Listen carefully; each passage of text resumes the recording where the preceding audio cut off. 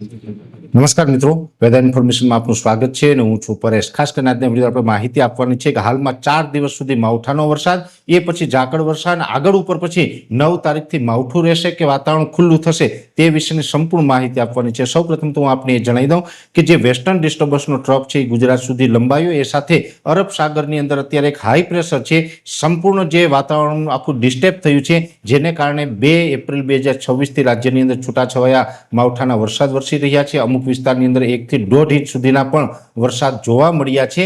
હવે આની અંદર જોવા જઈએ તો આજે જે એક વેસ્ટર્ન ડિસ્ટર્બન્સનો ટ્રફ હતો એ આજે મોડી રાત્રે મધ્યપ્રદેશ બોર્ડર એટલે કે છોટાઉદેપુર, દાહોદ, ગોધરા જેવા વિસ્તારો ઉપર થઈ અને ઉત્તર પૂર્વ દિશામાં આગળ વધી જશે। આવતીકાલે 5 તારીખથી આપણે માવઠામાં એક દિવસ માટેની રાહત મળશે, પણ આ ટ્રફ પસાર થઈએ પાછળ હજુ બીજો એક ટ્રફ આવી રહ્યો છે, એટલે એ ટ્રફને કારણે પણ રાજ્યની અંદર છૂટાછવાયા વરસાદની શક્યતાઓ છે, જે હશે 6, 7 અને 8 એપ્રિલ એટલે 6 તારીખે પશ્ચિમ સૌરાષ્ટ્ર અને કચ્છના અમુક ભાગોની અંદર છૂટાછવાયા હળવા ઝાપટાથી શરૂઆત થઈ શકે।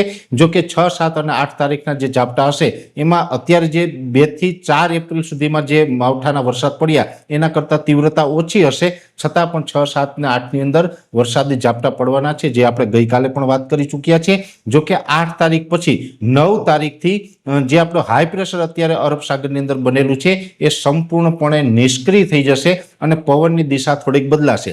પવનની દિશા 9 તારીખથી બદલાશે એટલે અત્યારે મોસ્ટ ઓફ જે પશ્ચિમના પવન ચાલી રહ્યા છે એની જગ્યાએ ગુજરાતના 60 થી 65% વિસ્તારની અંદર ઉત્તર પશ્ચિમના એટલે કે વાયવ્ય દિશાના જે આપણે આરબના પવનો કહીએ તે આવી શકે છે, ને એને કારણે રાજ્યના છૂટાછવાયા અમુક વિસ્તારની અંદર વહેલી સવારે સામાન્ય, એકદમ સામાન્ય છૂટાછવાયા વિસ્તારની અંદર ઝાકળ પણ 2 દિવસ સુધી એટલે કે 9 અને 10 તારીખ 2 દિવસ સુધી ઝાકળ જોવા મળી શકે છે। એ સાથે 9 તારીખથી આપણું જે વાતાવરણ ખુલ્લું થવાનું છે, જેને કારણે તાપમાન પણ ઉચકાવાનું છે।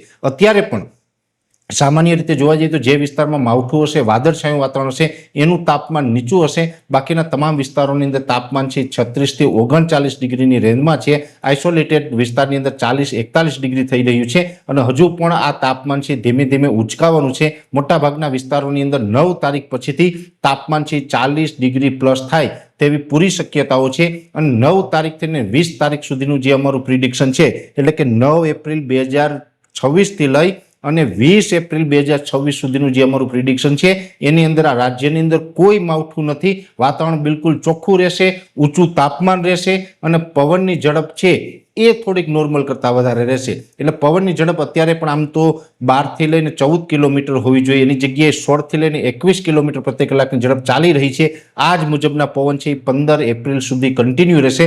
15 એપ્રિલ બાદ પવનની ઝડપમાં ઘટાડો થશે અને 9 તારીખ પછીથી આપણું વાતાવરણ છે એ સંપૂર્ણ ચોખ્ખું થઈ જશે। એટલે દરેક ખેડૂત ભાઈઓ જે પણ આપણે ખેતી કામો કરવાના હોય એની અંદર આ પ્રકારના હવામાનને ધ્યાનમાં રાખીને આયોજન કરવાનું।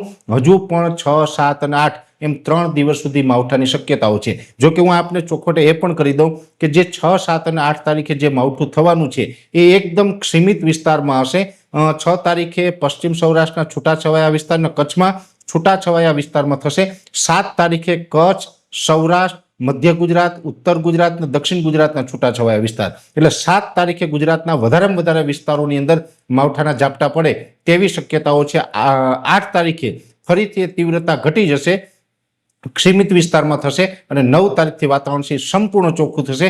9 તારીખથી પછી આપણે કોઈ જ પ્રકારે માવઠાનો ખતરો નથી, જેની દરેક મિત્રોએ નોંધ લઈ અને એ પ્રકારે ખેતી કામોને આપણે આગળ વધારવા જેની દરેક મિત્રોએ નોંધ લેવી। અત્યારે આ વિડીયોની અંદર એટલું જ। અંતમાં દરેક મિત્રોને વિનંતી રહેશે કે આ વિડીયોને લાઈક આપીને દરેક ગ્રુપમાં શેર કરી દેવો। જો તમે અમને યુટ્યુબ ઉપર જોઈ રહ્યા હોય તો ચેનલને સબસ્ક્રાઈબ કરજો અને ફેસબુક ઉપર જોઈ રહ્યા હોય તો પેજને ફોલો કરજો।